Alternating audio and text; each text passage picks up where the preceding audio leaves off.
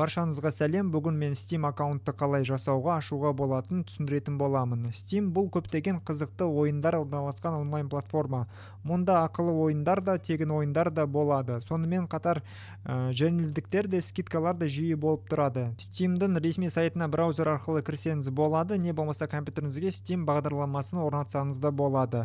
Басты бетке кіру батырмасын басамыз. Егер аккаунтыңыз жоқ болса, төменге түсіп, Steam'ге алғаш рет кіріп тұрсыз ба дегенді басып, аккаунт жасау батырмасын басамыз. Содан соң электронды поштаңызды енгізу, электронды поштаны қайта растау, тұратын елді таңдау, мен робот емеспін тексеруіне өту, ережелермен келісу әрине.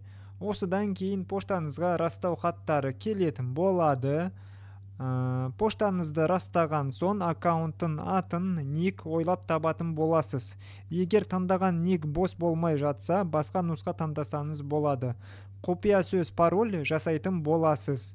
Дайын, енді Steam аккаунтыңыз сізде бар, дүкенге кіру және ойын таңдауды көрсетіп өтетін боламын, әрине. Steam аккаунт ашып болған соң дүкен не болмаса Store бөліміне өтсеңіз болады. Ояқта жеңілдікпен орналасқан ойындарды қарай аласыз, санаттар бойынша іздей аласыз. Экшн, ашық әлем, казуалды ойындар және тағы да басқа тегін ойындар бөлімі де бар.